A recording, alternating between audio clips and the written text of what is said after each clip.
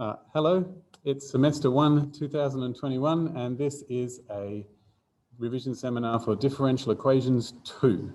And the most popular request so far has been to talk about Fourier series. I may talk about some other things later, but we'll see how we go. All right.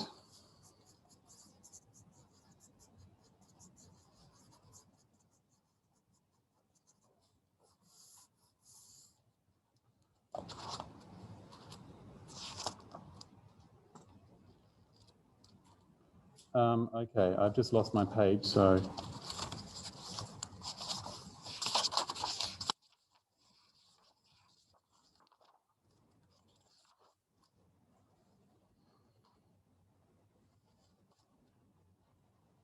Okay, so I'm just going to say some things that are in my head about Fourier series and that go with the generalized Fourier series later as well, is that the point of Fourier series and other series of that type is to rewrite your function in a format that's easier for some purpose. So you used to know Taylor series, and they are designed to have your function rewritten as a polynomial. And you use Taylor series in Differential Equations 2. They don't call them Taylor series, but whatever. We use series in Differential Equations 2 to solve certain kinds of differential equations, including Bessel's equation. And the point of this is to rewrite as a polynomial is the hope, but in terms of your basic polynomials.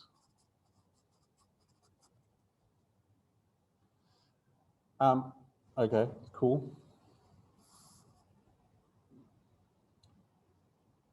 Right.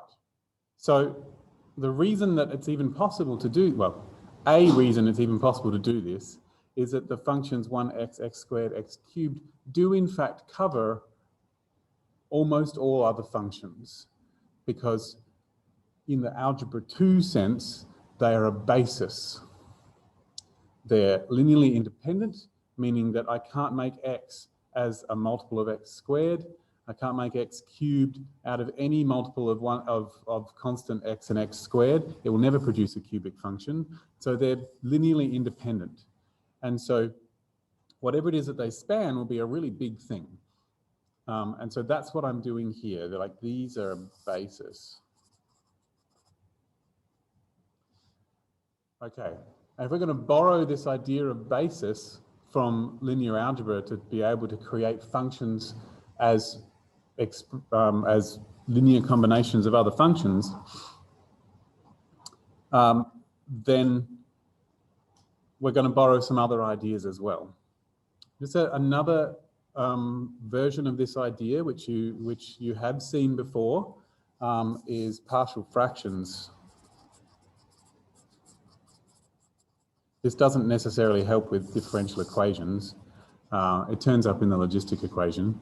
But this is a similar idea where you have something over like x plus 1, x minus 3 squared, x squared plus 1. And you rewrite that as something times 1 over x plus 1 plus something times 1 over x minus 3 plus something times 1 over x minus 3 squared plus something times 1 over x squared plus 1 plus something times x over x squared plus 1. And the idea is that these 5 functions here, they are a basis for all functions that are like this. This is a basis for most functions. This is a basis for with denominator x plus 1, x minus 3 squared, x squared plus 1. So both of these things are things you've seen before. These were in Maths 1B. This one was in Maths 1A. And they're both using an idea of saying, well, if I've got a particular set of functions, it may be, if I can think of some functions of that type, that there are enough of them and they're linearly independent, then I'll be able to create this out of those. Yeah, so Taylor series, almost all functions can be written with a Taylor series. This is a Maclaurin series technically. Rational functions, well, only the ones with this denominator can be written this way, but it's still a basis idea. And so I need to have an idea of what it means for functions to be linearly independent. And I need to have I need to borrow some other ideas from linear algebra to help with that too. So with Fourier series,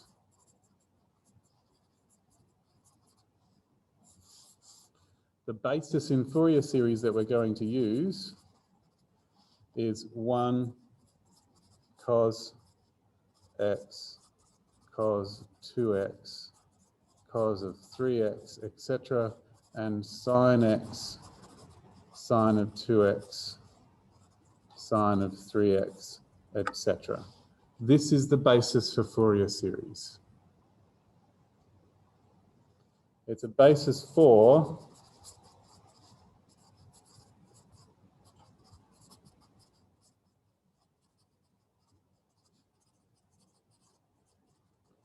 periodic functions with period 2 pi.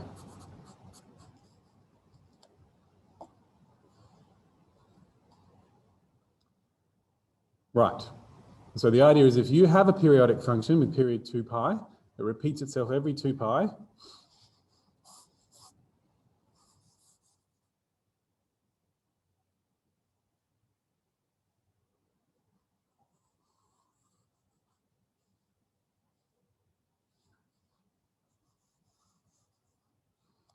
And this is 2 pi here.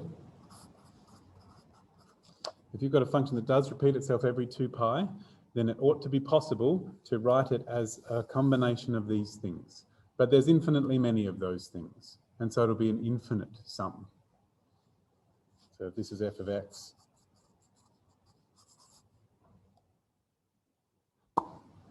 damn it.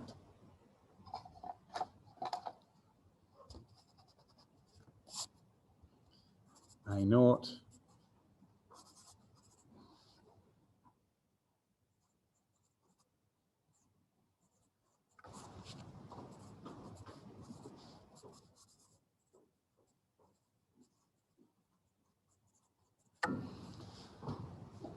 It's easier in my head to write it as 2 sums, but your lecturer writes it with 1 sum, a sum with brackets, and I've separated it out into 2 pieces.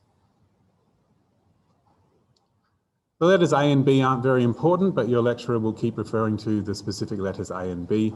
And note that they're in alphabetical order, and so are sine and cos.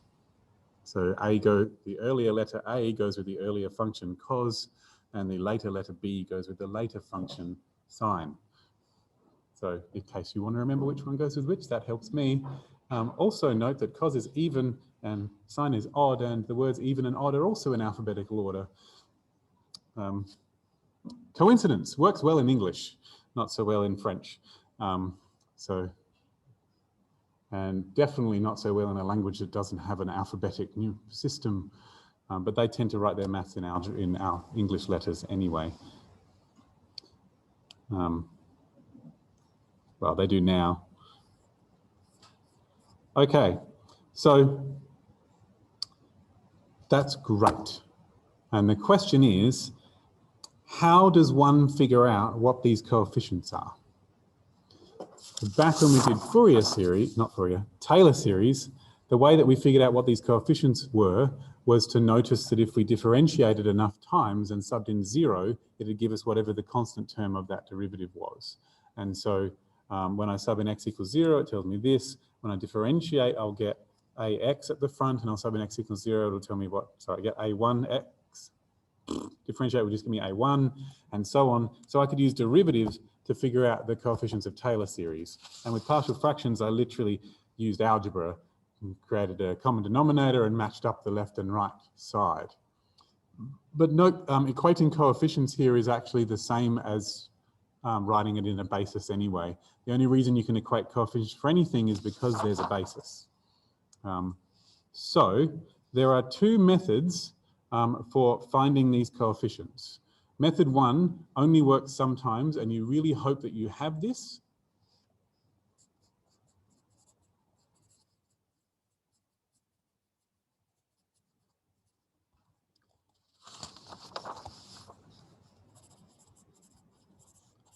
Method, well, it's more like a method 0.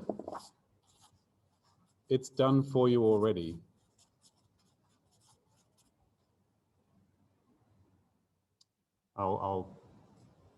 Yep.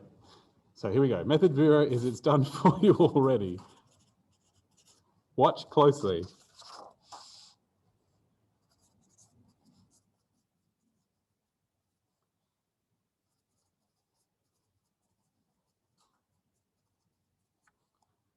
See, look, it's already a Fourier series. It's 0 ones and 0 cos x's and 1 cos 2x's and none of any of these and no sine x's and no sine 2x's and 1 sine 3x. So I'm basically going to equate the coefficients, right? It's a0 plus an cos nx bn sine nx. And so I'll go, cool, a0 is 0, and a1 is 0, and a2 is 1, because that's what's next to the cos of 2x. I'm just going to change this number so it's really obvious what's going on here. And a3 equals 0, and a4 equals 0, etc. And b1 is 0, and b2 is 0, and b3 is 1, and b4 is 0, etc. Fourier series already done for me. I say this now because this is extremely relevant in certain exam-style questions in courses that have differential equations. This will come back later. And another example.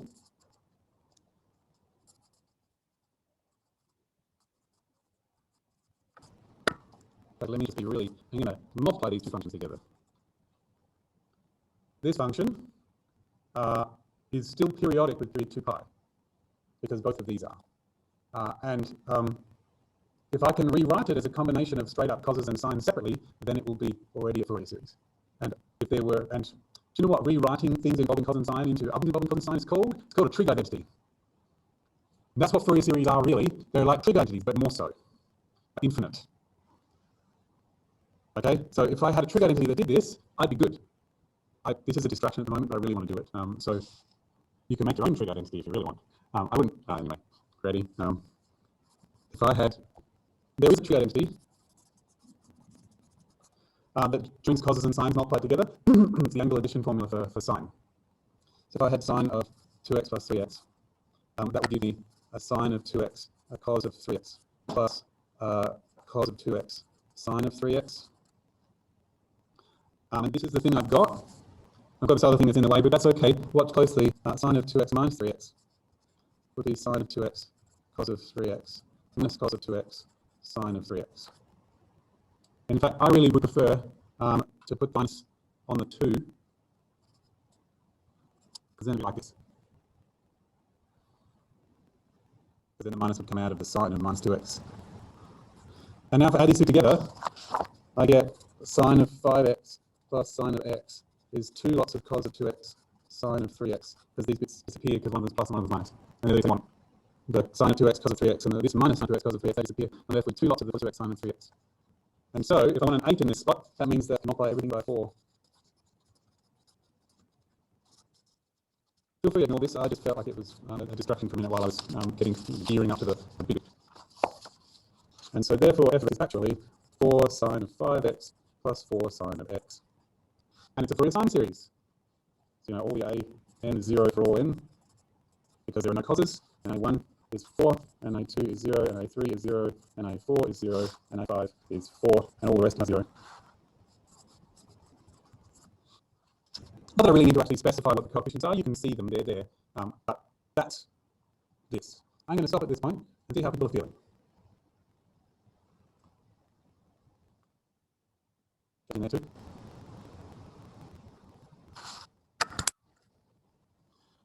All right. Cool. So that was it's already done for you because there's some completely other way of writing it as a combinations of cos and or sines. Some things to notice about this actually. Bn is not 0 for all n. Oh yeah, sorry. There should be these. Good point. Thank you. The an is the one that goes with cos, and so they're all 0 because there's no coses, and these are all bn's because they go with sines. Sorry about that. So I point something out. Cos is an even function, and sine is an odd function. And down here, these are both odd functions. And so this function is an odd function because it's a combination of the odd functions. An even function times an odd function will always be an odd function. This is useful information. The way that odd and even functions become types when you multiply them is the same as the way odd and even numbers combine when you add them. And the reason that works is because it all goes back to powers. The even powers are even functions and the odd powers are odd functions. When you multiply two powers together, it adds the exponents, which will cause two odd ones to become an even when you add them. So that's just something useful to know. Okay, so method 1 is to do something else, which is to borrow some information from Maths 1b, which was about orthonormal basis. So in an orthonormal basis,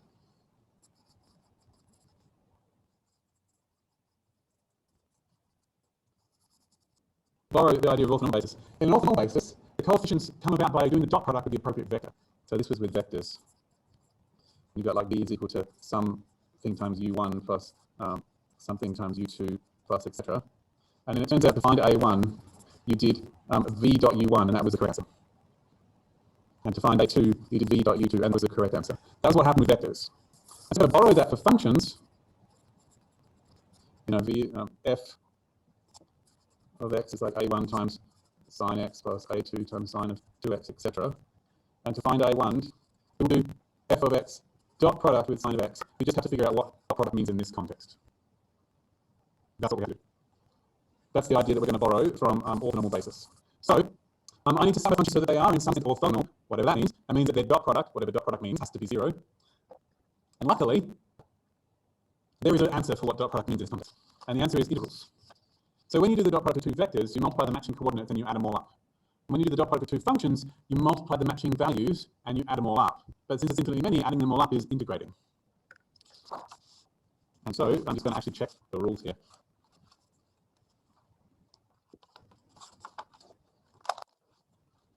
You have to pick a zone to integrate them across. You could do it for infinity, but that's a little bit confusing for sine and cos because if you stop at some point, you get different answers because it keeps going up and down. So we're going to do 1 period's worth. So we're going to define, the dot product to be integral, fx, f of x dot g of x to be what you get when you multiply the two functions. That. Okay. All right, and so that means that your coefficients will be the dot product with your functions, except this only works with an orthonormal basis, which doesn't have to have length 1. So you're going to have to divide by the length of your function, which is the dot product with itself. So it's probably going to be more like divided by the length of u1, basically squared in the end, actually, because reasons. Because it's really the u1 we're allowed to use is actually the u1 divided by length of u1, and the length of u1 appears here and here, and so you have to divide by the length of u1 squared. Okay, so that's what we do, and so therefore, when we write f of x as a combination of my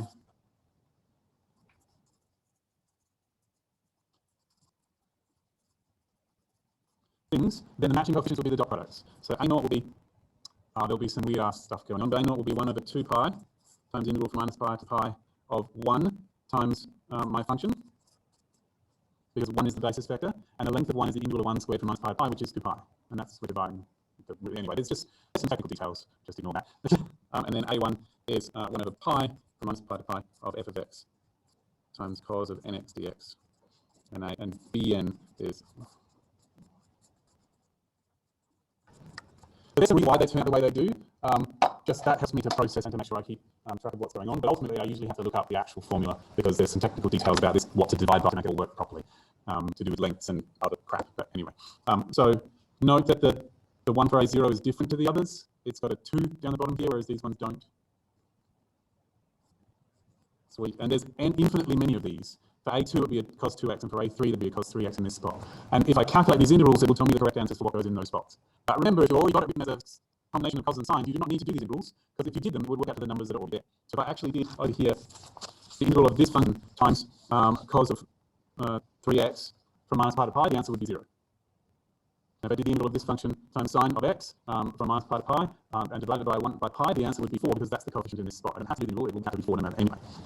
But it would be illustrative. I'm not going to do that. But you could just to be sure, do the integral to make sure. Can I ask a question? Has your lecturer asked you to actually find the coefficients by doing those integrals before? Yes? Sorry? In tutorials? Okay. Euler formula? Okay. This is great, but, and that's fine. And it's like trig identities, but like infinitely so. And we borrowed some ideas from algebra to be able to figure out how to do this, and it's lovely. I'm going to stop there. Does anyone have any questions about what's happened so far?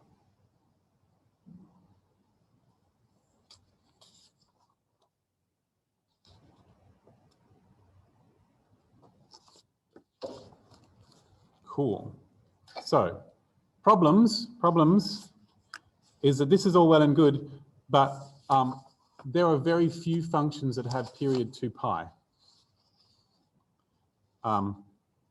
There are, in fact, very few periodic functions at all, but we'll deal with that later. But there are very few functions that have period 2 pi. But luckily, this is not the only basis that I can use. I don't have to use this basis.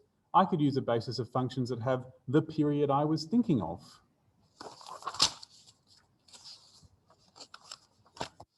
That was all lovely. Oh, and can I just tell you something? The way that I know that that cos of nx is orthogonal to sine of nx, just as an aside.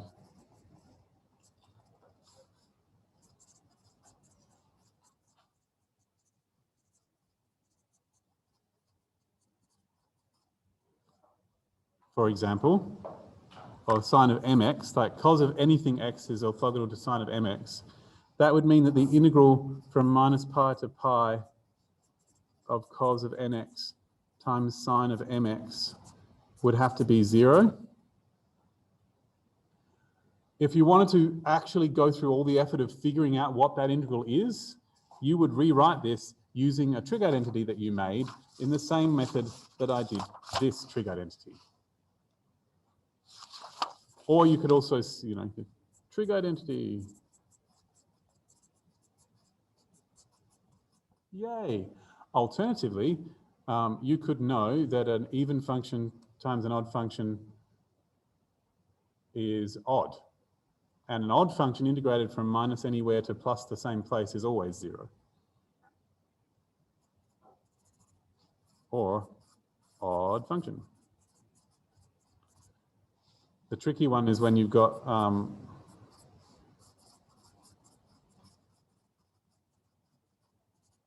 those two, they're orthogonal as well. But again, you make a trig identity the same way I made those other trig identities and work it out.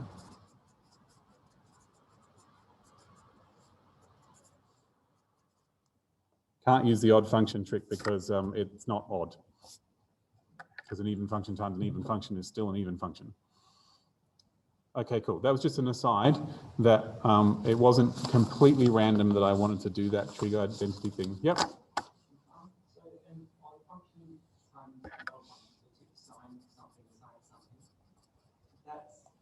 Even, yes. So for functions, for numbers, odd plus odd is even, and odd plus even is odd, and even plus even is even. For functions, it's times.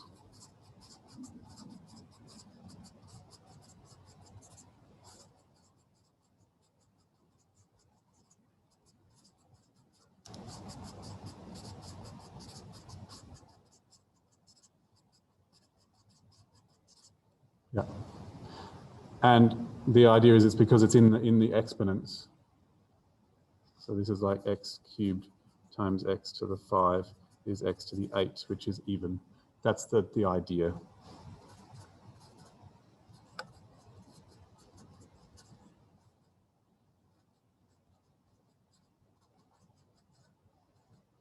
That's where that idea comes from, and it's why the numbers adding produces what's happening here. Just for future reference, yeah.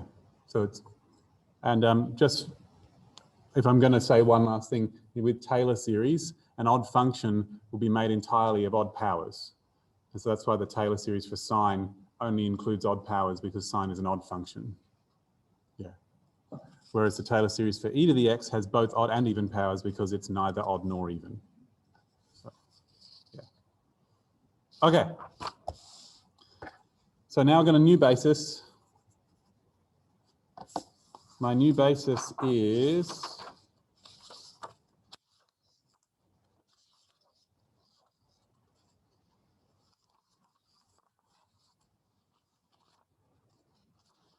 just a second. My new basis is 1 and cos of this one, but adjusted to have the period that I want. And so I'm going to have, if it was cos of x, and I wanted to change the period, I could multiply by 2 pi, and that would make the period 1. And then I could divide by L, and that would make the period L. If I'm very clever, I've done it right.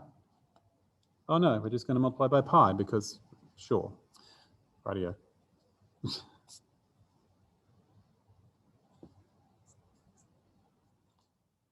So the period of this is now 2L.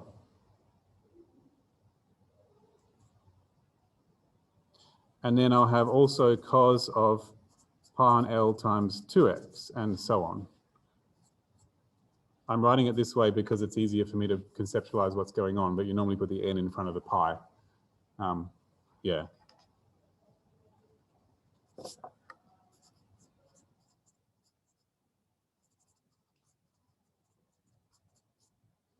And sine of pi x on L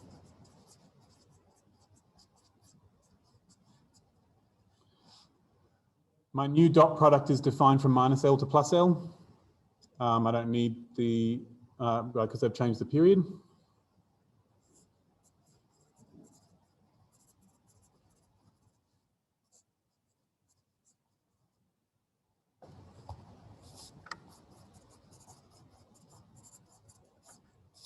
Just as an aside. And now I'm able to make, the things I can make is functions with period 2L. I know the period is 2L because multiplying by pi will divide the period and it will become 2. And then dividing by L will multiply the period, which will now become 2L. Because, yeah, the multiplying in here shrinks the function and then dividing stretches it out. Okay, so that's great. And so now that we've learned this, we can almost always completely forget about the old version that had just the straight ones there. And we have the n pi on L version. Okay, and the answer is the same. It's just that, so just let me point out, to find the coefficients, there is still method 0 in that it's already done for you. Okay, so don't forget it's still there.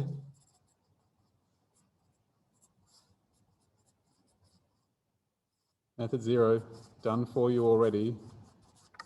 Don't forget that's always a possibility in any situation. And method 1 is to use the dot products.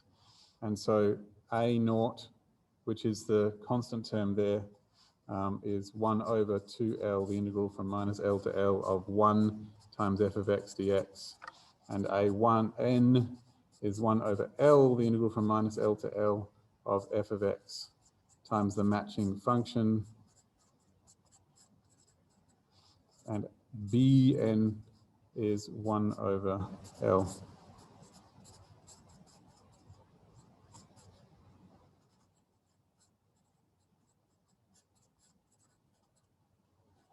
It's exactly the same as the other one, it's just got L replaced with pi.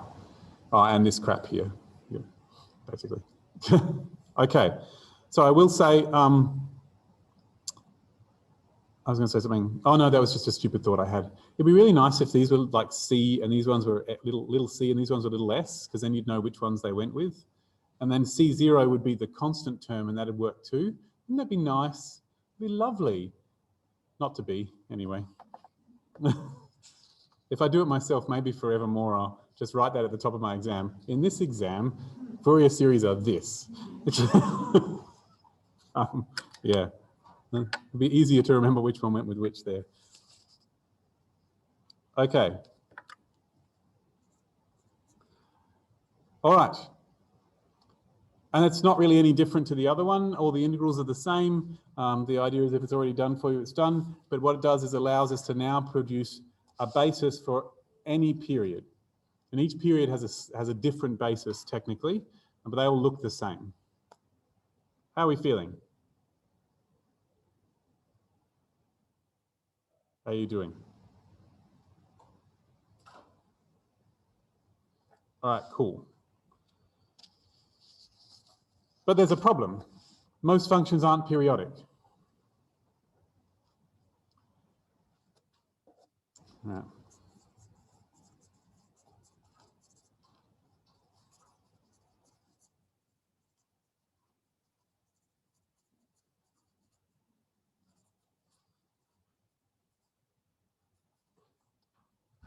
But I decide that this is not a problem because most functions, I don't care. Because in most situations when you're using, so Fourier series are very useful for solving differential equations. And in most situations where you're solving differential equations, you only care what the function is in a certain domain. So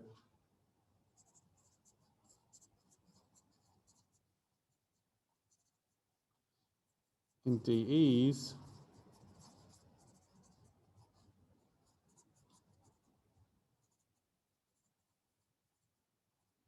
I only care in a certain domain. So here's all of the x's and usually all the, yeah, these are all the x's and I only care here.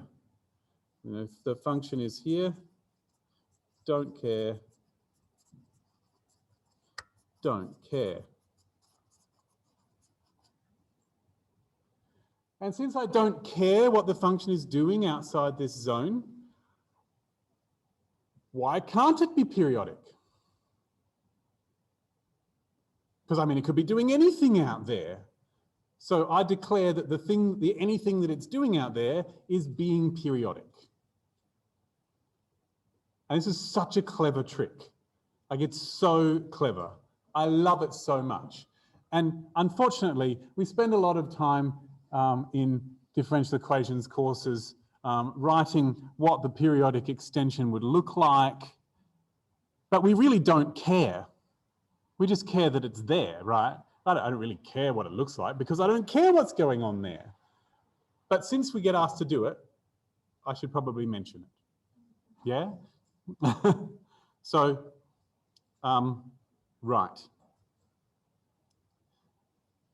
So almost always it's from 0 to L that we're interested in. And in fact, the reason we don't choose other zones is because if you're measuring a physical object, you get to put your own coordinate system on and you might as well choose coordinates so that this is 0. Yep. No. Yep. You could go from minus L to L. Just wait. You could choose it to be from minus L to L if you wanted. I choose not. Because, this is the fun bit, an odd function can only be built from odd functions. So if your function is odd, then it'll only have signs in that series and it'll only be one sum and not two. And an even function can only be built from even functions. And so if my function were even, then it would be made of only causes and the bits with the sign wouldn't be there. There'd only be one sum. And that would make my life easier, right? And if I'm going to create a clever trick to make my life easier, I might as well make it as easy as I can. And if I don't care what's going on here when it's negative, why don't I just declare that the thing that it is doing in the place where I don't care is being odd or being even, depending on which one I decide to do today. That's why. I'm going to imagine that this bit of my function is what I need it to be, And the bit from minus L to 0, I'm going to decide to be odd or even, to fix it up to be odd or even, and then I'll decide it's periodic outside that. That's what I'm going to do. So this is the thing that's going on in my head. My function is defined from 0 to L. This is the only bit that actually matters at the moment. And then I'm going to define that outside here, it's going to be whatever it is. And this is an extra bit. And I'm going to choose it so that it's odd or even.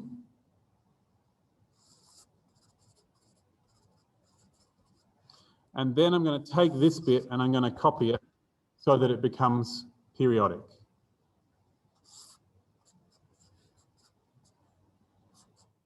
So take that bit and copy it here, and copy it here, and copy it here, so that it becomes periodic. That's the idea of what I'm going to do. Just so that I can feel comfortable that my function really is a periodic function, that really is odd or even. But I don't really care, because I don't care what the function is doing out there. I just want to be okay that it could be the thing that I want it to be. So one of the messages here is that you have to make it odd first and then periodic, or you have to make it even first and then periodic. Don't try to make it periodic and then make it odd, because it won't actually be periodic if you try and do that. So what some people do is they try and copy this first and then flip it over to make it odd. It won't be periodic because it'll be backwards on this side. And so the periodic bit will be periodic here and periodic here, but not this, the periodic doesn't match up properly. Yeah. So do they ask you to sketch the extension? Yeah, good.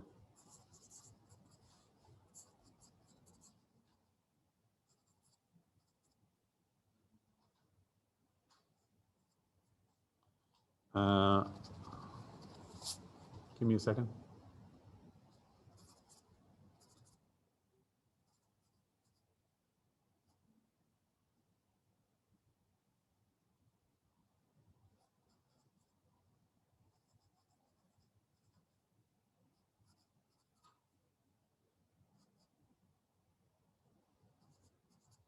Just because I feel like being nasty to all of us and myself.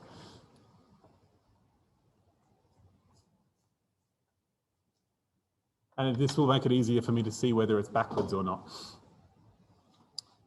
So this function, I'm going to create both the odd and the even periodic extensions. And so I'm going to draw what it looks like at the moment. It goes from 0 to √2, and it switches over, the function switches its formula over at 1. And the answer is x here.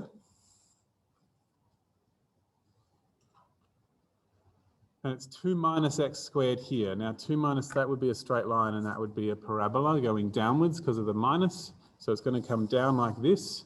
And when x is 1, the answer is 1. So it matches up here. And when x is √2, the answer is 0. So it comes down as a curve like this. Not quite so extreme as that curve, but it's just, that's the general idea. So this is y equals f of x. And it's not defined out here. I should probably put a or equal to or something. Pardon me, sorry. Now your function doesn't have to line up like mine did. I just felt better that it did. There are examples where there's actually a jump in your function, and that's okay as well. So first I'm going to make it odd. All right, just give me a moment. I'm going to draw a proper diagram in a minute, but I just want to make my all right.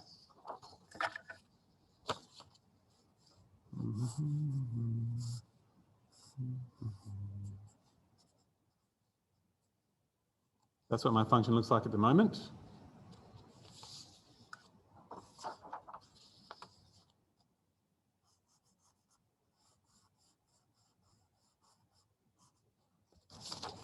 If I want to make it odd, I'm going to have to flip it this way. Actually, I'm going to flip it this way as well. I'm going to have to that's going to have to rotate and end up down here. That's what odd functions look like. So we're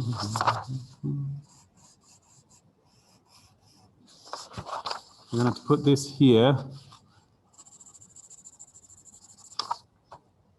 like that. Now it's odd. And now I have to take this and copy it. So I'm going to take this and put it here. And I'm going to take it again and put it here. And I'm going to do it this way as well. That's my odd periodic extension.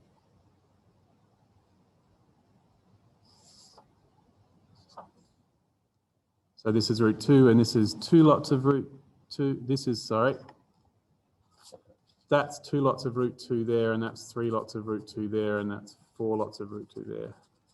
Because the actual whole period is, the whole period of this thing is actually 2 lots of root 2, because it's root 2 that way and root 2 that way.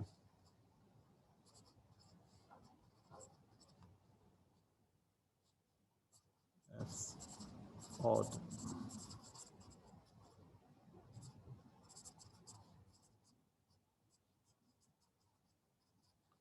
So let's try and make the even periodic extension then.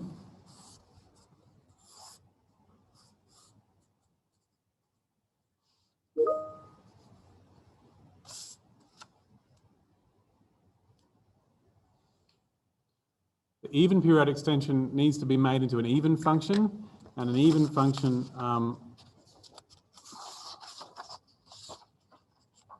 where the hell? An even function flips that way.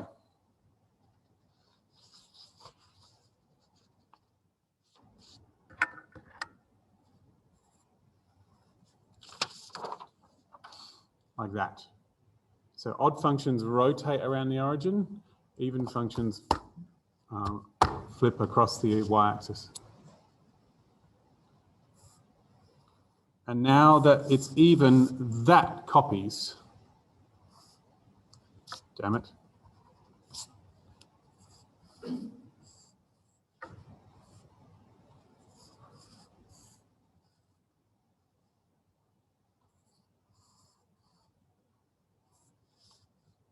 And so on.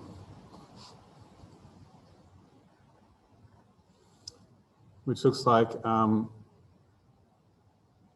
lot of zombie Pac-Mans coming out of the ground. To me. That's the mood I'm in. How do people feel about this odd and even extension thing?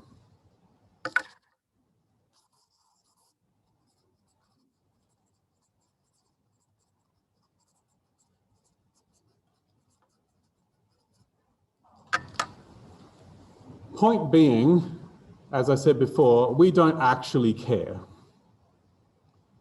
All we care about is that if I just see a piece of a function that's only defined in a small zone, then I can imagine that it's just one small part of a larger odd or even periodic function. And therefore, since it's just a smaller part of a bigger odd or even periodic function, and it is periodic, that means I can do a Fourier series. That's the big idea.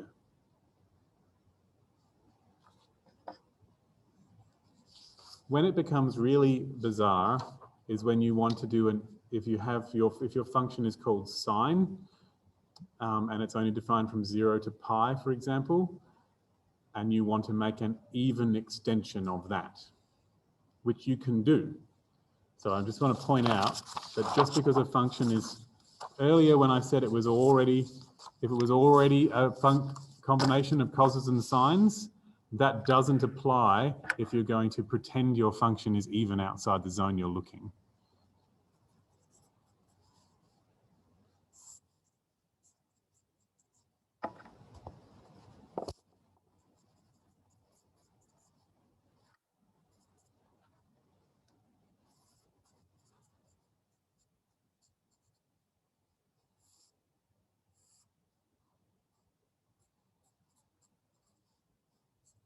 That's my function. It's not defined out here. No one told us what the answer was here. So it's just this bit. And totally the odd periodic extension of this would be just sine x everywhere. But I can make an even periodic extension as well. So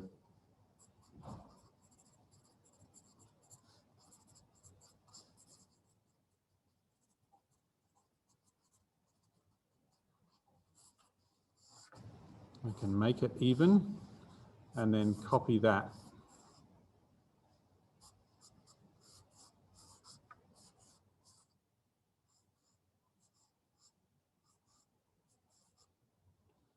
And that function is not sine x.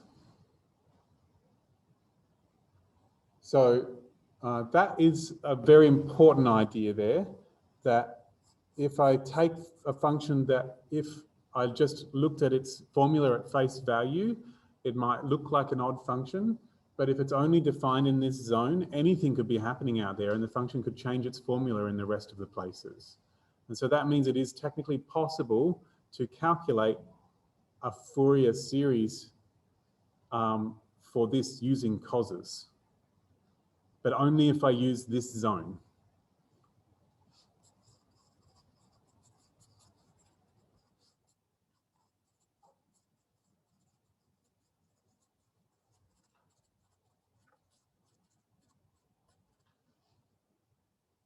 But what it makes is this function, not sine x. That's the big idea of the periodic extension thing, that when you do a Fourier series of a function that's only defined on a particular domain, the thing that you do the Fourier series is the extension, not the formula that you had.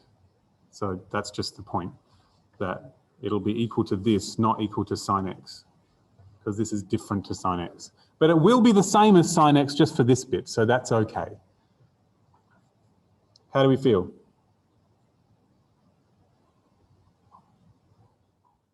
I knew there was a reason for this. Some just technical details. Okay, sweet. I just want to point this out. I could write this function as a0 plus a1 plus a cos. And the thing that goes in this spot is going to be, just a second, definitely an x, it's good. And we have to, the period of this is now pi. And so if I did the Fourier series for this using cos, I would usually go divide n times pi divided by pi. Yeah, because that's the period, because it was pi on 2 here. Cool. So it's still going to be nx, which is interesting. That doesn't make sense to me. Have I done something wrong? Just a second.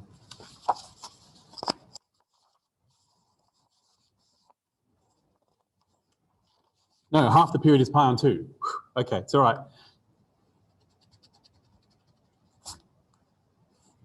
I can't do it as just pi on L. I'm sorry, it's going to be 2 pi on 2L.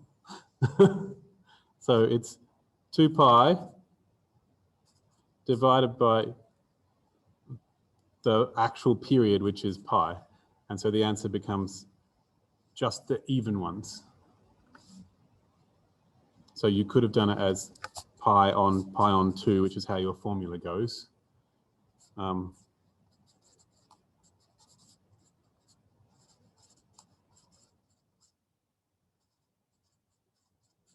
So you could do that one.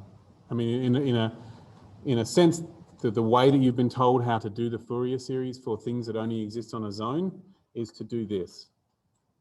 But technically, this function does actually have period 2 pi, so you could also do one as well, but it just, you didn't know that until we drew it. So, yeah, sorry about that. Just made some confusing things go on. But yeah, and I just want to go back to this example here.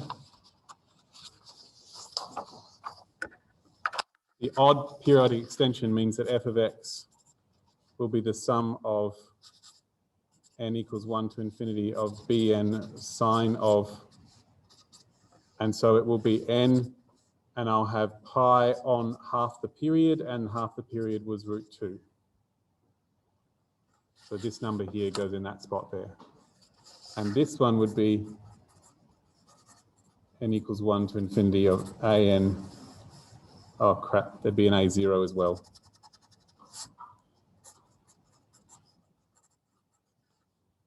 Cos of n pi x on root 2. That's what we'd be doing for this one. And both of them would look exactly the same in this zone. And so you get to choose which one you want to do. And you often, well, unless your lecturer says do the cos series, you know, but you get to choose which one you want to do. And your differential equations usually tell you which one you want to do once you've found the answer at the end. Yeah. Sweet. All right.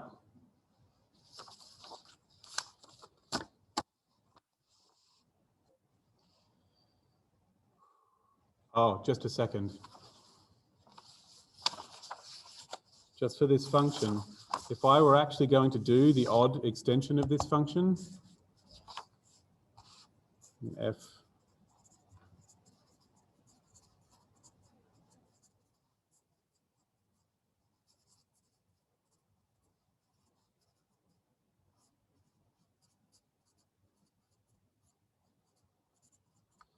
and what I would need to do is that Bn would be the integral from 1 on L times the integral from minus L to L of the function times sine of n pi on root 2 x dx. That's what the answer would be, because you have to do the dot product to get that coefficient.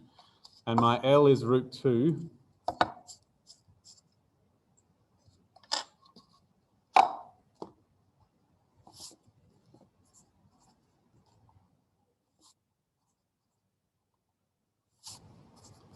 And my function has different formulas in different places. And so this integral would need to be split into the two pieces. Wait.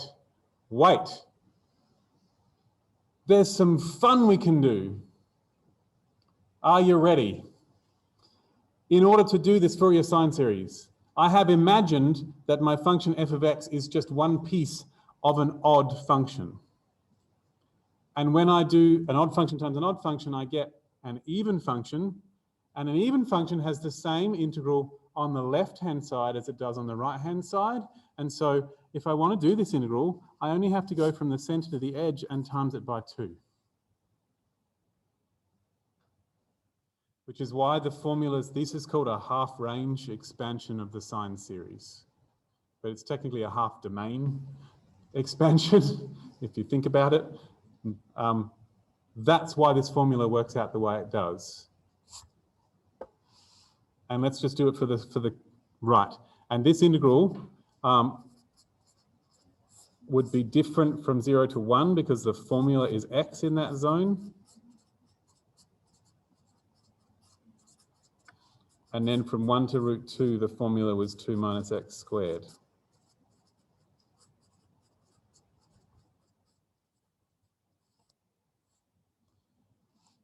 And whatever that worked out to be would be the answer, and it would be not pretty, and there'd be lots of integration by parts and stuff.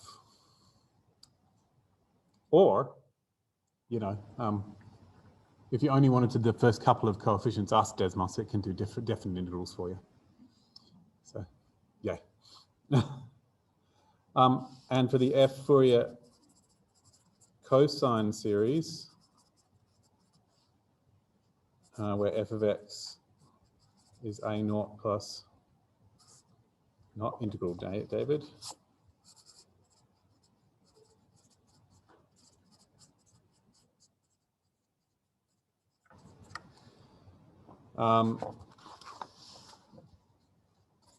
But a naught would normally be 2 on L, the integral from minus L to L of f of x times 1 dx. But, I mean, it's 1, right? So it's the same on both sides. So I only need to go from 0 to L. No, it will be 1 on 2L, sorry. No, just 1. Crap!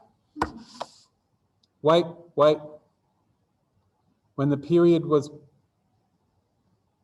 Yes, it was 1 on 2L. Okay. But that was minus L to L, and I only need... I can times it by 2. And so it'll be 1 on root 2 from 0 to root 2 of that. And that integral I can totally do. I can do integrals of polynomials. That's great. But I would still have to split it up into its two pieces because the formula is different in two different places. And then an would be, it would normally be 1 on L from minus L to L of f of x cos of n pi on root 2x dx. But in order to do this process, I'm pretending that my function f of x is an even function. And an even function times an even function is an even function. And the integral of an even function from minus L to L is the same as from 0 to L, but twice as much. Yay! So that's called the half-range expansion for the Fourier sine series. Nice. And that allows me to only use the part of the function that was originally defined for me and not have to actually create a formula for the negative part. That's why I want to do this. Okay. How are we feeling?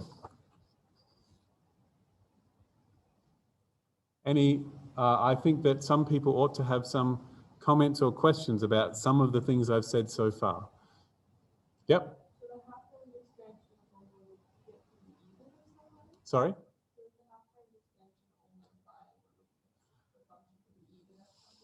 No, the half-range expansion also applies when the function is odd outside the domain. And the reason that works is because I'm going to multiply, if you assume it's odd, then you'll be using sines, and sine is odd too. And when you multiply two odd functions, you get an even function, it still works. Important question, well done. Yeah, this is why I ask people to just ask questions. Yep.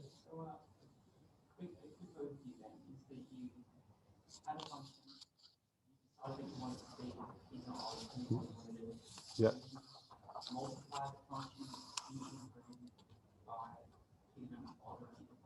Yes. So I'm just going to repeat what you just said.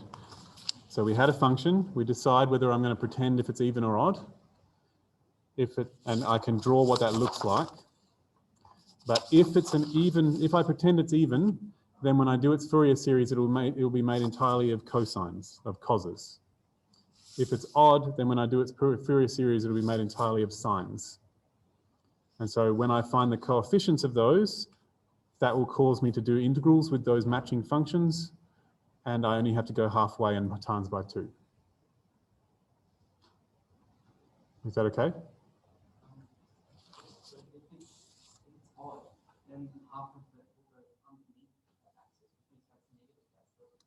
Correct, but I'm not figuring out what the function does. I'm figuring out how that function is related to sine. And sine also goes negative on that negative half.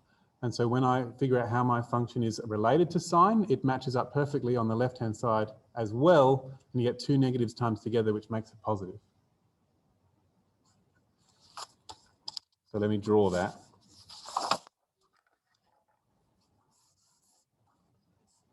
This is my function, the odd version of my function. And this is what sine of n pi x on 2 would look like. And I'm figuring out how much of this is similar to that by integrating the product of them. And so when I do the integral of the sine times my function, I'll get a positive answer here. And if I do the integral of the sine times my function, it'll be two negative things, which will be still a positive answer on this side. And then if I compare it to the next one will be like that. But the same thing will happen. The positive and negative here, this will be positive at the same time that this is, and this will be negative at the same time as this is, and those two negatives will make a positive when I multiply them. Because I'm not looking at my original function, I'm looking at how it multiplies by sine so that I can figure out the correct coefficient. The correct coefficient comes from an integral of both of the functions at the same time, not just the original function. Yeah. Yeah. So if I want to know how it matches up with cos, I'm going to need to combine it with cos and do that integral, or combine it with sine and do that integral. And so it's all about whether they match up the same way, and the forward way matches the same as the backwards way, and so it all works out in the end.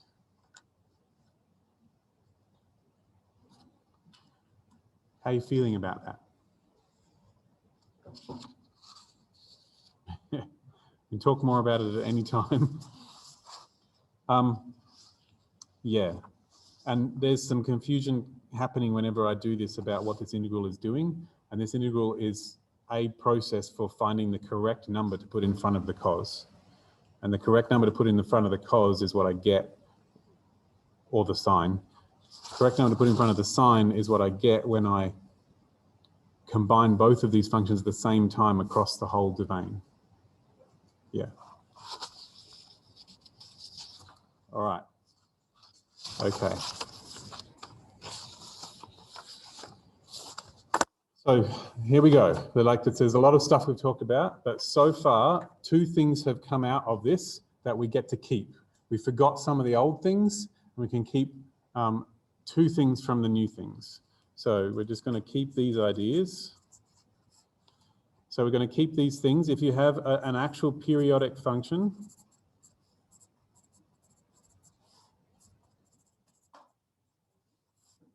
defined everywhere, and it really is periodic on the whole of the real line, so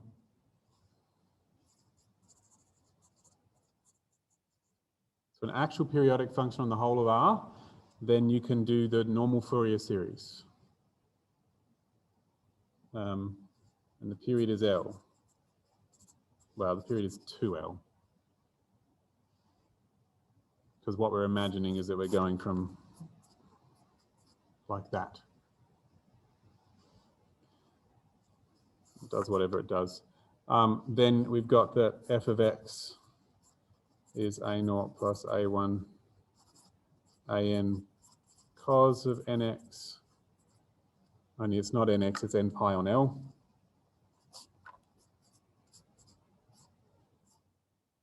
N equals 1 to infinity.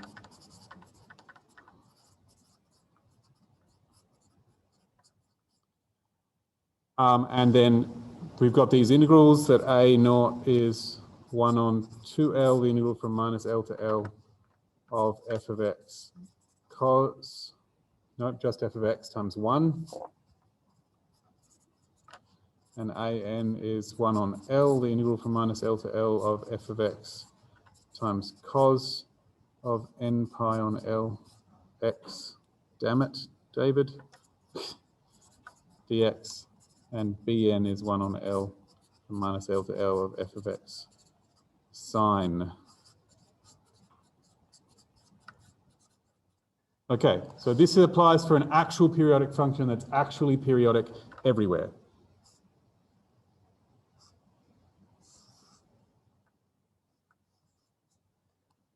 Okay.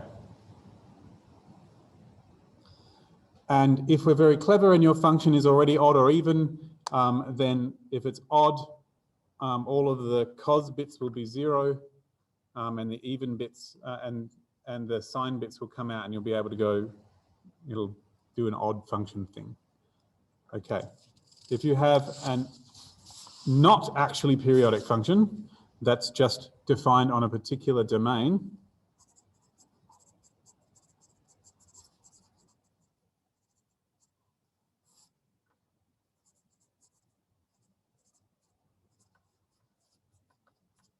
on 0 to L. Then we pretend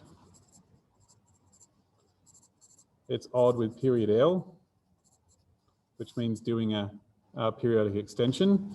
And then f of x will be, I should do even first, sorry, because of alphabetical order. A0 plus an cos of n pi on Lx, n equals 1 to infinity. And the A0 is going to be still 1 on 2L, but I'm going to just go from the edge, so I'm going to times by 2. And the AN would still be a 1 on L, but I'm going to only go from the center to the edge, so I'm going to times by 2. Or I could pretend it's an odd function with period L, 2L, damn it, because it's twice as wide as it was before. And then f of x is Bn sine of n pi on Lx. And so the Bn is, you can find from an integral.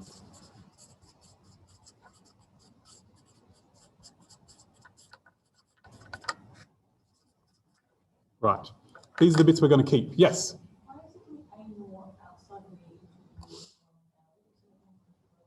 Well, it was 1 on 2L, but then I only did it halfway and times it by 2. In the same way that this one used to be 1 on L, but I only did it halfway and times it by 2. Yeah.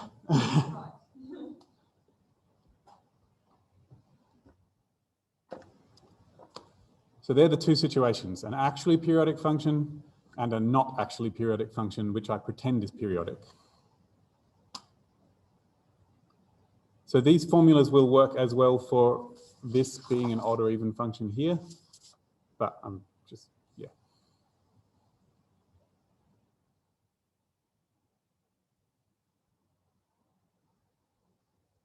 So I will say that this is the same for an actually periodic function that is odd or even as well.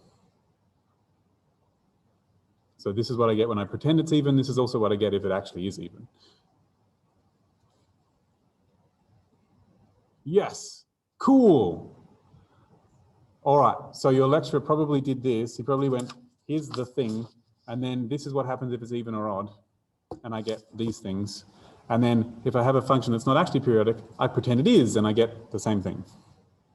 Awesome. I feel better about this now. Okay. Cool. Wow, this took a lot longer, but I'm feeling so much better about all of this. I don't know how you guys are feeling. Okay. So, last bit, I'm going to skip to the very end of the course.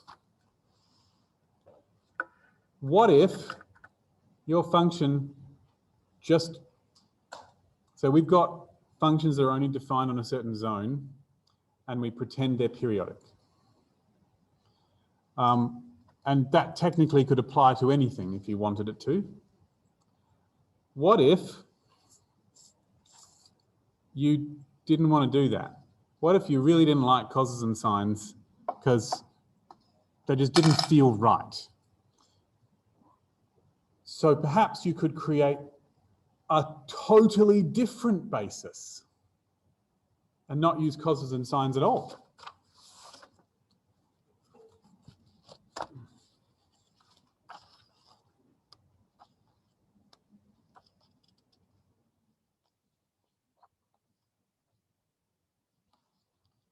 And I'm just going to find it. No, I'm going to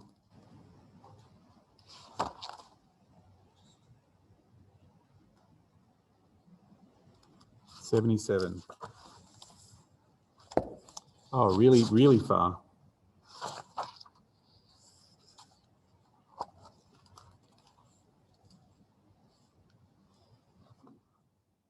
All right. This bit is what I was talking about with the lengths and the dot products things. So if you can create some functions that are a basis for the kind of functions you're hoping for. And if you can set them up so that they are orthogonal in the sense of doing the integral on the zone that you're interested in, then you can do the same trick that we've been doing with Fourier series with these new functions. And why would you want to do that? Well, it might be that, you know how if you already have your functions set up as already being written in terms of cos and sine, then you've got the coefficients already? Well, if it was already written in terms of some other thing, then you'd already have the coefficients for those things, and that might be easier. That's one reason. And the other one is that it can just be confusing to convert everything to cos and sine if you look at it and you go, it's totally not. And so we can create our own functions.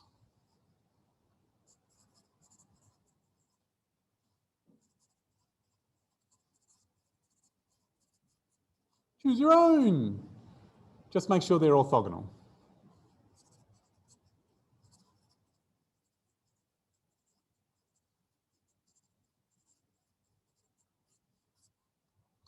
And if you make sure they're orthogonal, same trick will work. So I choose my own functions to be I'm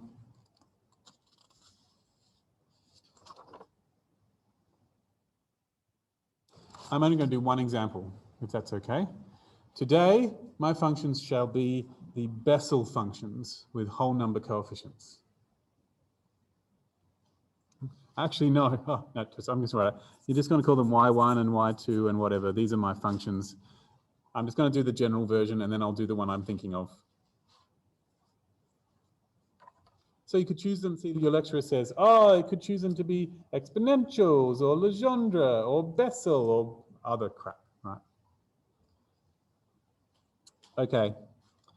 So as long as you make sure they're orthogonal, then you'll be able to write your function as, you know, a1 y1 plus a2 y2 plus whatever, which is the same as the sum from n equals 1 to infinity of a n yn. And these are all functions of x, right? Just to be clear.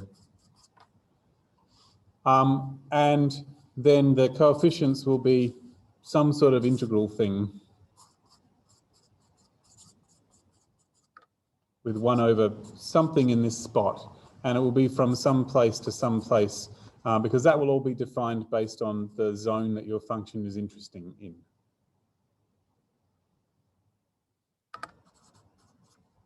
But it'll be the same thing because this is a dot product.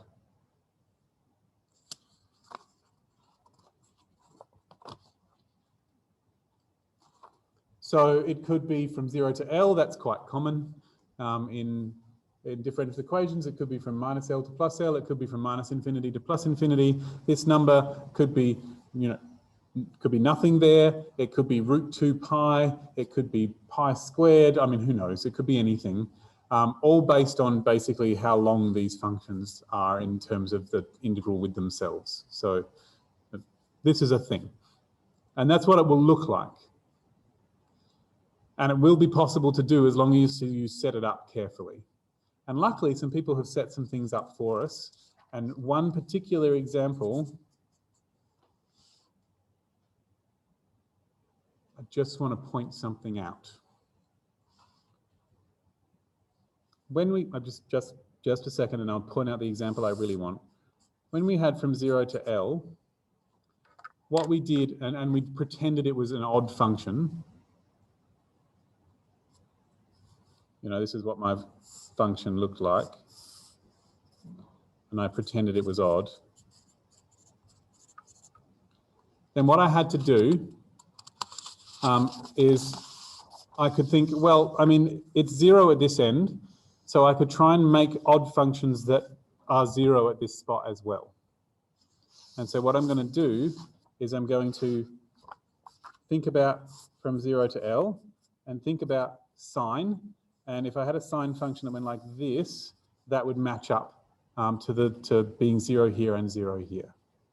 And then I could have a sine function that had 2 loops in this zone. So this is the sine of 1 pi x on L. And this is the sine of 2 pi x on L. And I could have something that has 3 loops. That's very badly drawn.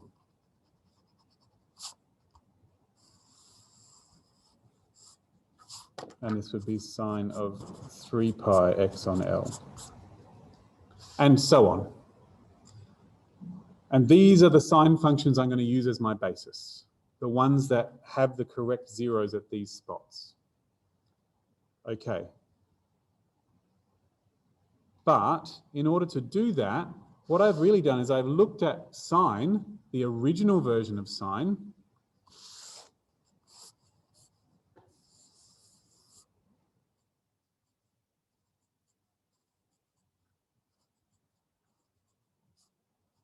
right, which has its zeros at pi. And I've looked at this bit and I've stretched it out so that it matches to this.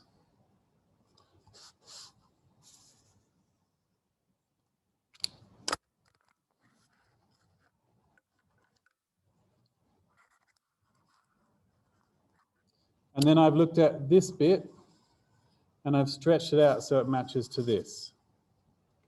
And I've looked at this bit and I've stretched it out or shrunk it in possibly by this point to make it match with this. And so the thing that is going on here is that this was a place where sine of x is 0 at that spot. And this was a place where sine is 0 at that spot. And this was a place where sine is 0 at that spot. I can do this with any function. A function that has lots of places where it crosses the x-axis, I can do this trick. For example, the Bessel function of the first kind of order 0.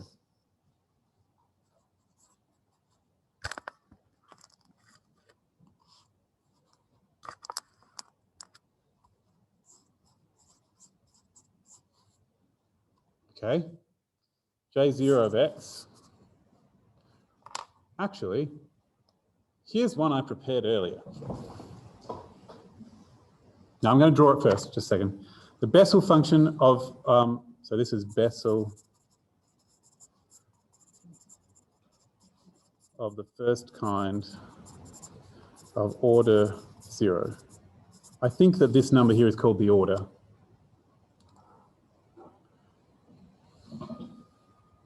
Oh, that's fuzzy. Okay, so this function goes like this. It goes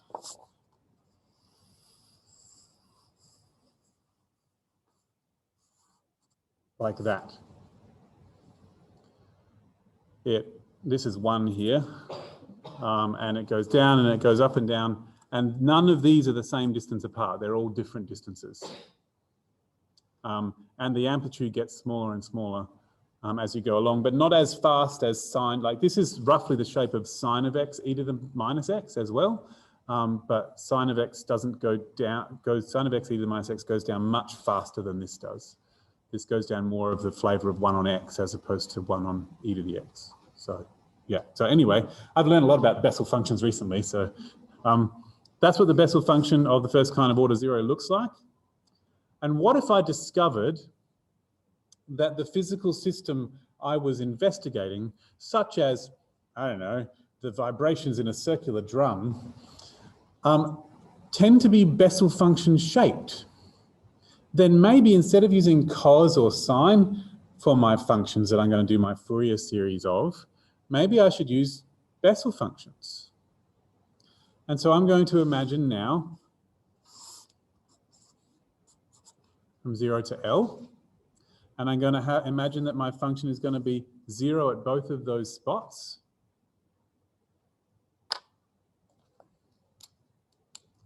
So this bit, no, it's not going to be 0 at this spot. It's going to be 1 at this spot and 0 at this spot. That's what I'm going to do.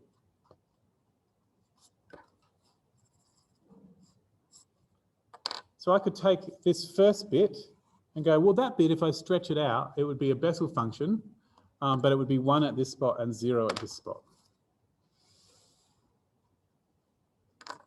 And this function will be j naught. In order to stretch it to be length L, I have to divide by whatever this number is so that I can shrink it inwards. I shall call this number A1. Sorry, I have to shrink it in by A1, which is the same as multiplying by A1 next to the x. And I have to stretch it out by L, which is the same as dividing by L there. So that when I put in the number, when I put in x being L, I get j naught of A1, which is 0.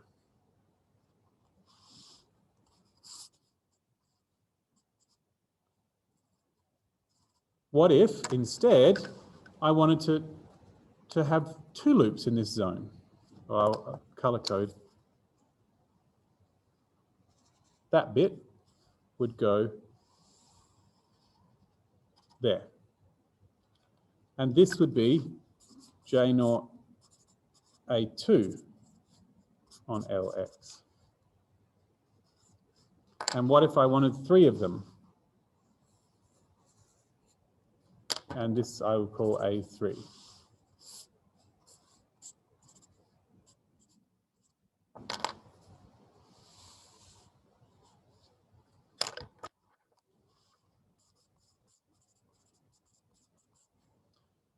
These functions are also orthogonal, or possibly, yeah, pretty much, pretty sure. And so I can now use as my basis j naught a n on Lx. This is my function n.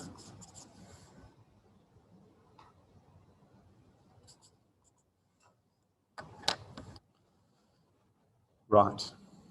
The reason I mention this is it's in one of the examples for PDEs. So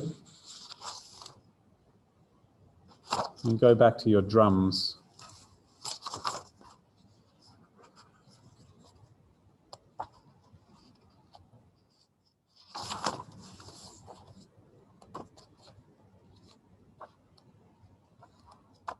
Damn it.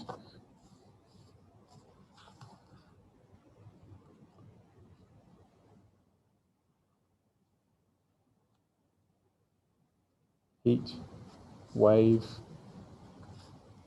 72.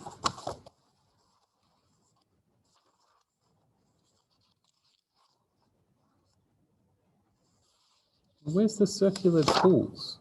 There we go.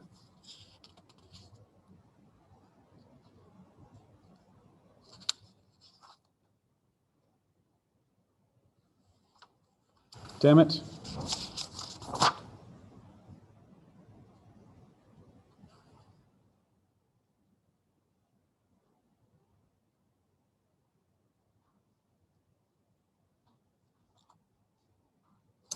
All right, it's all right. Just wanted to, it's not in your course. It was in the other one, but that's okay. There was a circular pool with, and you got some Bessel functions out when you did the separation of variables. And so, you know, when you do the separation of variables process, you know, I have just a little bit of time. I'm just going to check when the next seminar is so that I don't go over time. Calendar. 11:30-ish. Okay. So I have a little bit of time. Separation of variables. That's when the Fourier series come up, when you do separation of variables.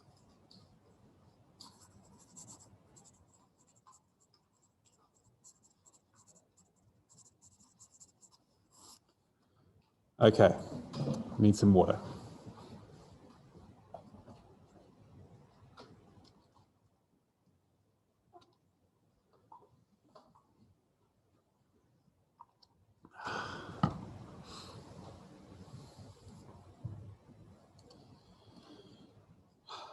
Give me a moment, I'm going to try and find something.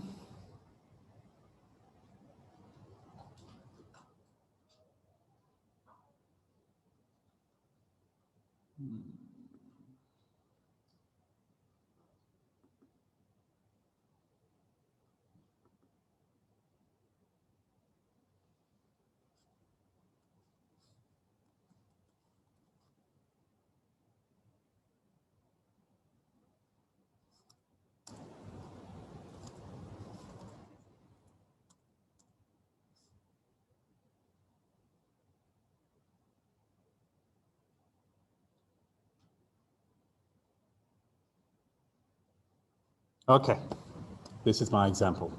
I'm going to write it down.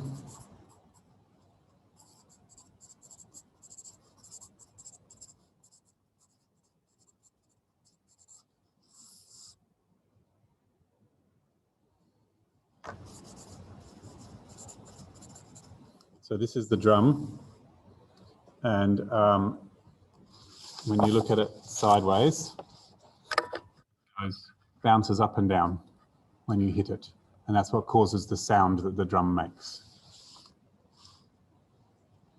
And it turns out that the differential equation that governs this, I'm going to assume, a nice assumption is that the drum is the same, going to be the same height at every location in a circle, so it's symmetrical. I think this, has this one appeared in your course? Awesome. You did water pools. You did a pool of water though, didn't you? Which is a similar idea. The differential equation that goes with this, vibrating up and down, and the height or depth is called V. And this will be the radius, that particular spot, and it'll be a function of R and T. So how high the drum is at a particular location will be based on the radius, but also the time will change that as well. Sorry? Oh, sorry. The people on the video can see it. That's what's going on. We've got a radius here. The height is called V, and it's a function of both the radius that you're sitting at and the current time. So if you had a specific radius, it will bounce up and down, and that time will change that. If you had a specific time, then they'll all be at a certain height at whatever radius they are. Okay, and the function, it's the differential equation, d squared v on dt squared, is some number c times d squared v on dr squared plus 1 on r times dv on dr. Where c is whatever number you like, I declare it to be 1. But no, I'll just leave it because I'm just copying someone else's example. But c would be a number of some sort, and it would be to do with how stiff the drum is. I don't know whether it's bigger or smaller for a stiffer or less stiff drum. Yeah. Okay, and so you would traditionally use separation of variables for such a thing. This is a PDE. We also do have that the drum has a particular radius, which is called R. And so one of the boundary conditions is that the height or depth of the vibration at the radius R, and no matter what the time is always 0 because it's attached at the edge.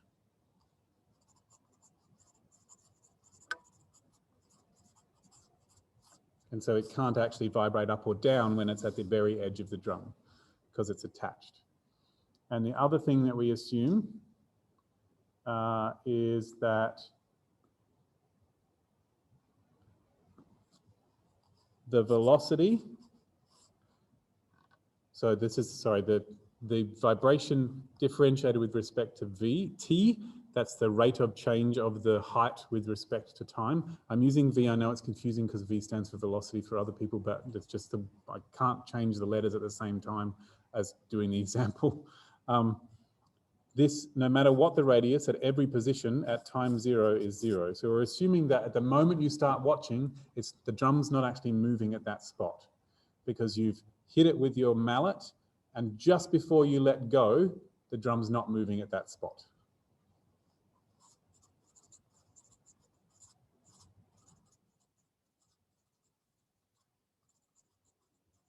The velocity is 0 everywhere at time 0. And then we also assume that the initial shape of the drum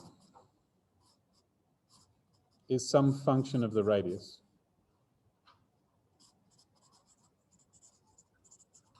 At time 0. I declare not to do to choose what f is called, but for example, the f might be this shape, because this is where the drum mallet is, for example.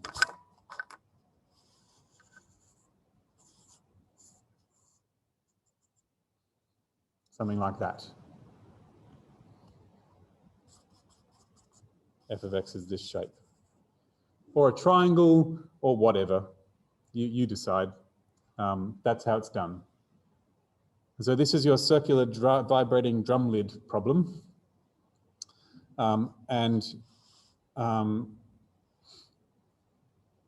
are a lot more conditions here than you think there are. But yeah, there's like 1, 2, 3, 4 derivatives.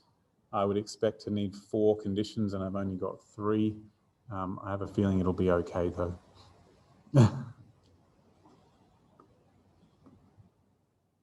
Whoa, that's not the right one. Yep. Okay, so what I'm going to do is we have to separate this. So this chapter, I'm right up there with the separation of variables thing. So that's the actual question. The solution goes that I need to suppose or assume that the function v, which is a function of r and t, is a function. Do your lecturer normally call it like capital R? I don't know, I'm just going to call it f. A function of only r times a function of only time. And then I can sub in all the derivatives here. So I'll get that dv on dt would be differentiating just this bit, because that one counts as a constant. And then d squared v on dt squared would be differentiating that again. The fr doesn't have a t in it, so it counts as a constant multiplied on, so it'll still be there. And dv on dr is f dash g, because I just differentiate the bit with r, and this bit's still there.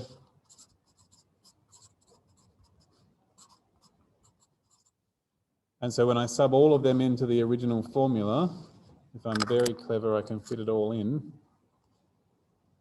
The d squared v on dt squared becomes f g dashed. The c squared is still there. The d squared v on dr squared becomes f double dash g. And the dv on dr becomes f dash g.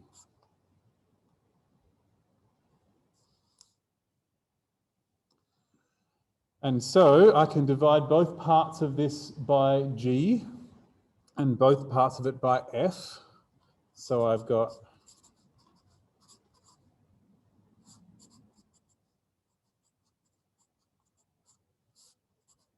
that.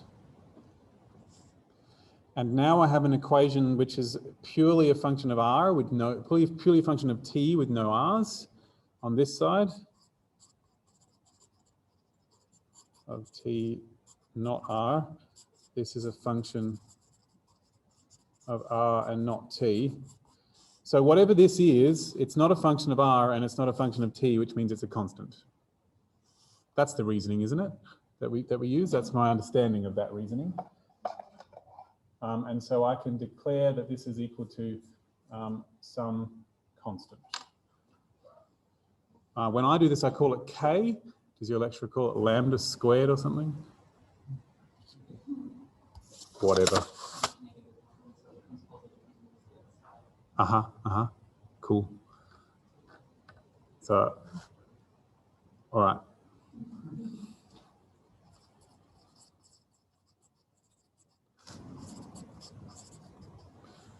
I'm just going to call it k for the moment and call it lambda and sub something in a minute. I'll just do it softly.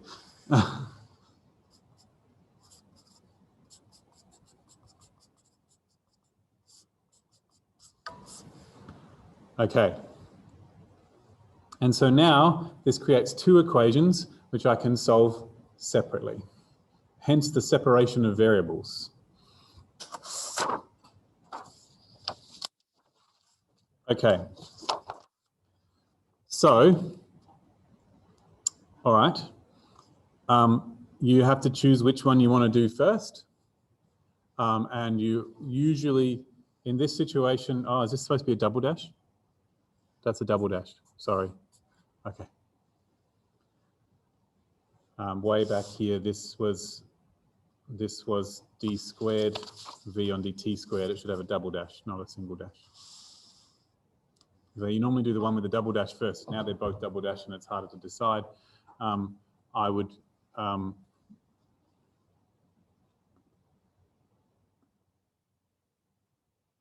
it, always click on the wrong one.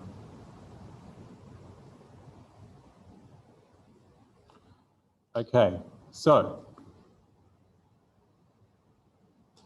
what most people would do is they would solve this bit because that's the classic Sturm-Liouville problem. And if I solve that bit there, I'm likely to get, causes and sines, or just one of them usually. Okay, but my initial conditions are what happens. But normally you use the boundary conditions for that and not the initial conditions. So it's my boundary conditions. I just get to choose. And so I'm going to choose to do this bit first. That's the plan, because this is what the person who did this problem did.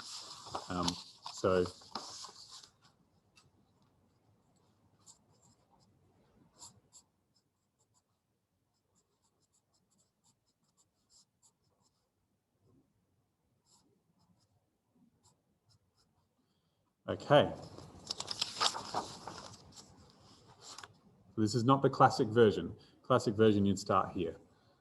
And you would normally use two different boundary/initial conditions to figure out what was going on, although it would only be initial conditions for this one because this one's involving time. Yep. So that'd be using this one, wouldn't it? Yeah. All right, I'm just going to trust the process. And so I'm getting this. I'll divide by c squared and I'll multiply by f and I'll get that. Okay.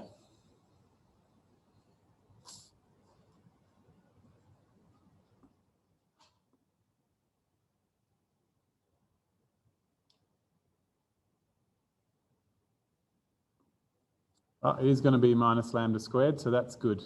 I'm glad. Okay, good, good, good.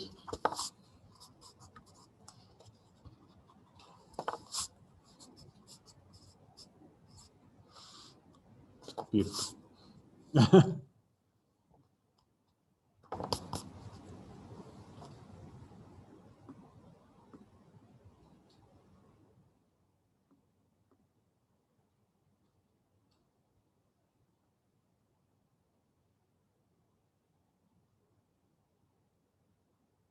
Just a second, I'm just going to read the solutions.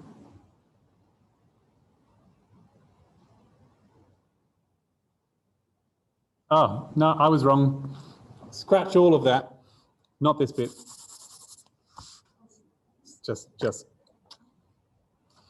all good. Okay, no. I was reading the solution wrong. So everything I said about doing this one first, ignore it. We're definitely going to do this one first because that is the plan and that plan works. Okay. So that plan works.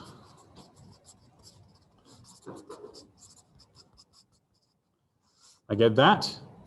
And so that's giving me a second order DE with constant coefficients. And so it turns out that the only ones that actually turn up are the ones where lambda is positive. Have you seen the whole version of this where there's like a k and then you try it for k negative and positive and 0 and all of that? Are you expected to do all of that, or are you allowed to just shortcut to say that it always works out to be cos or sine? All right. In that case, I will call it k.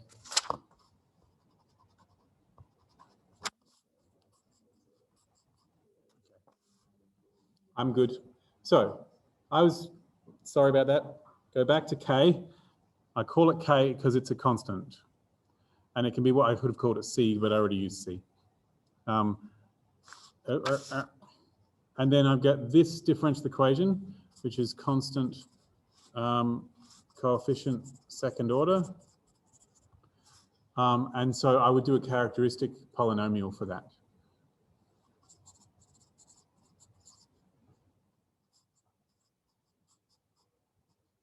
Would be that.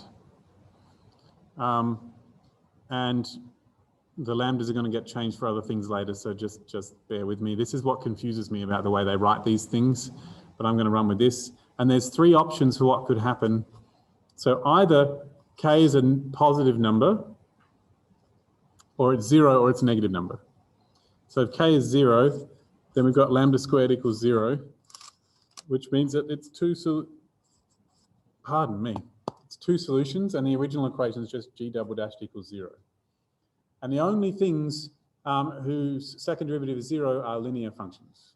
And so g is going to be something plus something t, because this is a function of time. So lambda equals 0, and the equation is g double dashed equals 0. And so therefore g is a linear function because its second derivative is 0. Okay? And we know that g sub t of R0 is 0 according to this. And so this is telling me this is g sub t. So this is telling me that f of r g dashed of 0 is 0, no matter what r is, according to this initial condition here. I'm going to number them from number 2, because that's dv on dt, which is what v sub t is. How are we feeling? Okay. And so that means that g dashed of 0 has to be 0 because I divide by f of r. I'm not ignoring f of r, I'm literally dividing both parts by f of r, because I'm assuming that f of r isn't always 0, because if it is, then v is always 0, and that's not helpful. Because my function, it wasn't 0 here, so, right. Okay, and so I can come back in here, and I figured out that g dashed is just b, and so therefore that's 0 when t is 0, and so therefore g is just a constant. And that's a perfectly good solution. I shall call this g of 0. So remember, the goal here is actually, I'm going to eventually multiply the f's and the g's together. So they're going to produce, both of them are going to produce constants. I don't really care the constants that come from the g's, because they're going to get constants multiplied from the f's anyway, eventually. And so I'm just going to call this, I'm going to choose g to be 1, because that's a perfectly good constant. Can't choose 0 because that's trivial. So k could be positive, and so I'm going to call it mu squared, in which case the lambda squared is mu squared, and therefore lambda is plus or minus mu. And then that would mean that the g would be combined from e to the mu t and e to the minus mu t. Or if you like, e to the cosh t and e to the shine t, that'll do it too. That's my favorite. Like not e to the power of, just cosh and shine, because cosh and shine are the two even and odd functions that go with e to the x. So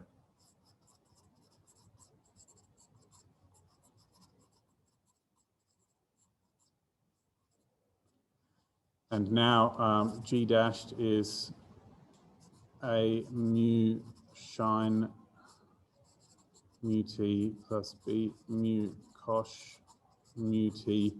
And when you differentiate cosh and sine, you don't get any minuses come out. And so g dashed of 0 is, now sine of 0 is 0, the same as sine. Cosh of 0 is 1, the same as cos, so I get b mu equals 0, which means that b has to be 0.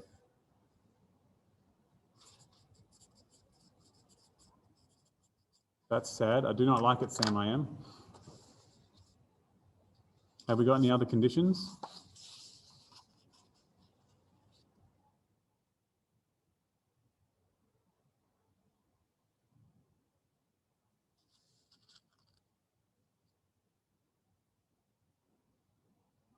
Oh, if I sub in r, I get 0. Yep. No, that doesn't help. Damn it. The only one is the other one is this. Nah.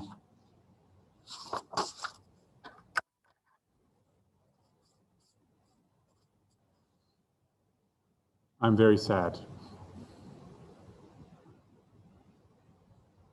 I need a second condition, don't I, to be able to figure out that this a can't be 0.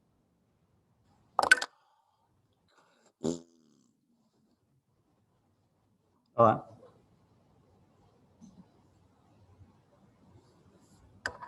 Just going to deal with that in a minute.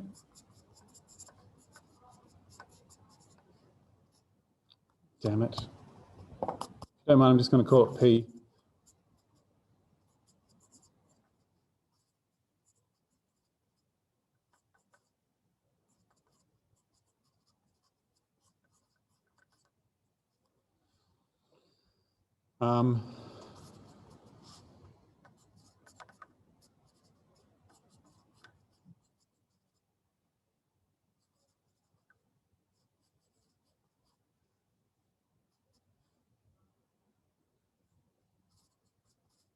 G dashed of 0 would be B, P.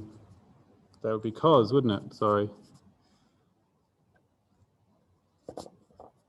Which means the B is 0 and the G is now A cos of PT.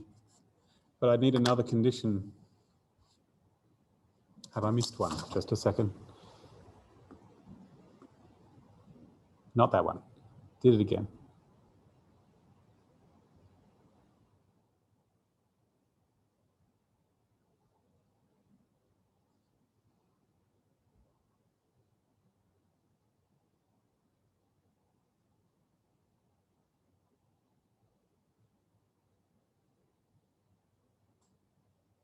All right, I can't figure this out, so I'm just going to have to leave it for the moment.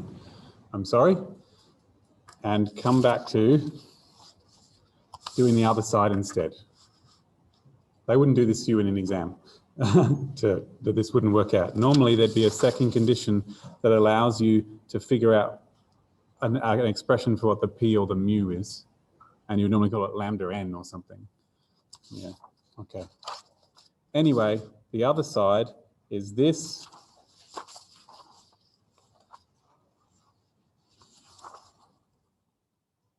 C squared f double dash plus 1 on r f dashed over f equals k.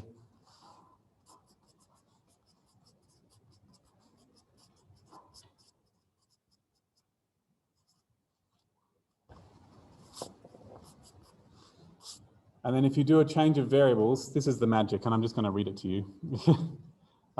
If you do the change of variables, then magically you can turn this into, if you go that S equals PR.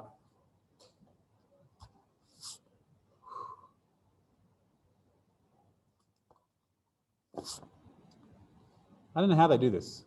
Anyway, it's okay. You get f double dash plus 1 on S f dash plus f equals 0. Change of variables from R to S. I won't tell you how it's done. You get this, and this, if I multiply everything by S squared,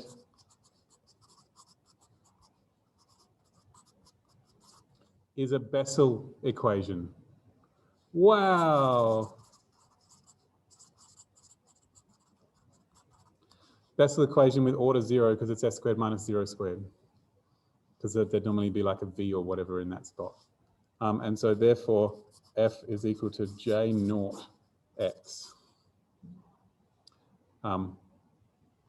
basically, which is really cool. Well, j naught s. And this s is actually that number, like the square root of k, basically.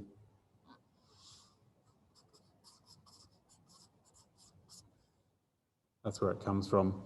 And so now we can do what we would normally do on the other side with the Sturm-Liouville thing. And you can go, well, according to this condition, when r is 0, it's supposed to come out to 0.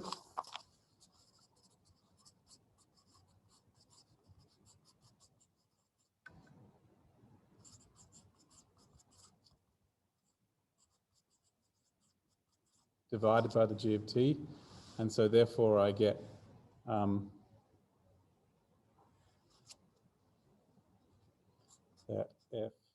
that j naught of p times r has to be 0, which means that p times r is a 0 of j naught, like it's one of the x-intercepts. Oh, you mean like these points, and you mean my j naught of something times x that I'm making times r here, oh, it's one of these. And so now I can say, cool, I'm going to make a Fourier series not with sines and causes, but with j of thing times x's. And so I end up with p being one of the zeros of j divided by r, basically, because PR is one of the zeros. Yep. I think one of the initial conditions that you were missing was that the function of like x value 0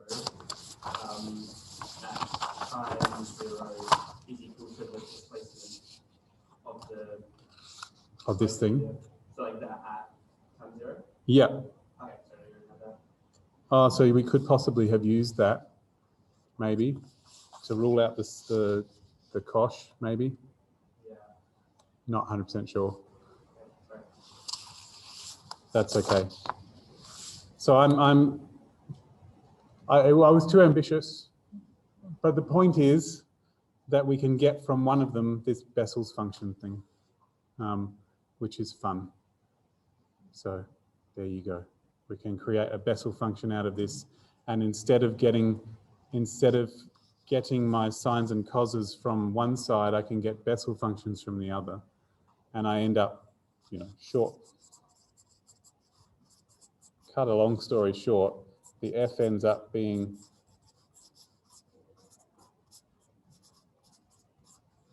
and the g ends up being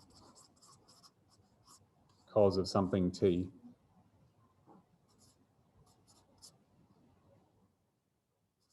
Something like that. Yeah. And so when you do the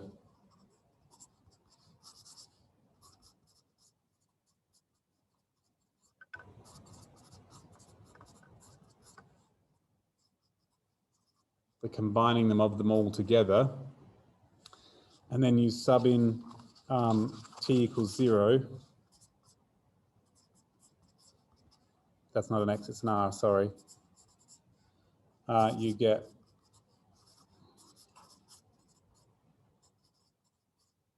times 1.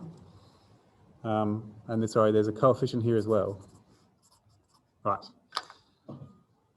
And so this becomes the Fourier coefficient for this fancy new version of Fourier series.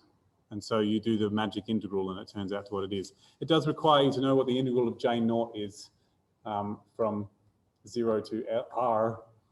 And the answer is apparently j1. Okay. So I just wanted to point out that second Bessel function other version of Fourier series comes up if you're very careful with trying to solve your things. I feel like we've got a missing initial or boundary condition here somewhere. Yeah, and so this is supposed to be equal to whatever my function is. Yeah, because that was all the way back here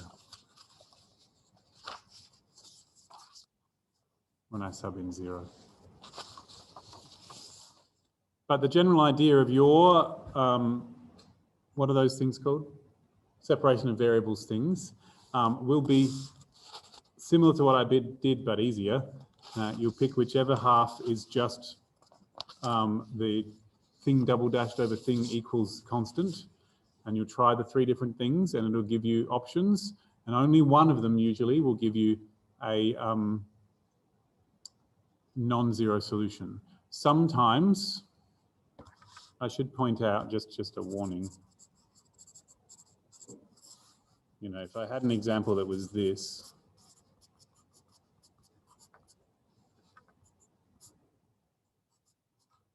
something like that, which is a classic, and it doesn't matter which one you do. And the boundary conditions, whichever one has the most conditions to go with it being a certain value is the one you do first. You know, if I had G double dash, if I had G of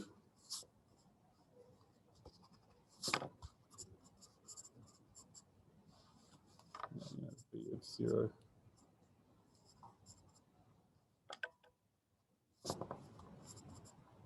Damn it. V of x 0 is like 0 and VT x 0 is 0, something like that. If I had that one, then this is the ones that go with t's, this is the ones that go with x's, then it's this one I would do first because it's the one that talks about the values of t. And especially it's the one that talks about the values of t and it comes out to 0. That'll make it a lot easier to deal with.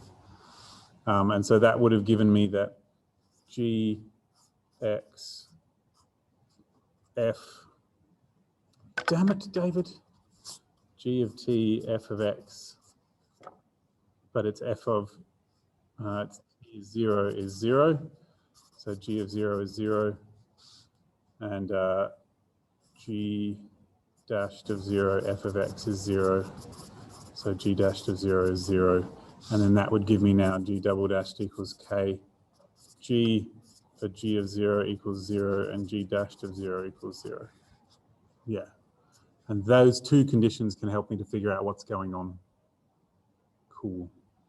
I just want to point out that sometimes you'll get the k equals 0 case will produce a 1, and the k is negative case will produce a cos. Because the constant term goes in the cos Fourier series, and so just keep an eye out for that, that if this comes out to a cos, then this one will often have a constant to go with it as well. That's quite enough of that. Thank you for joining in. I'm going to stop the recording and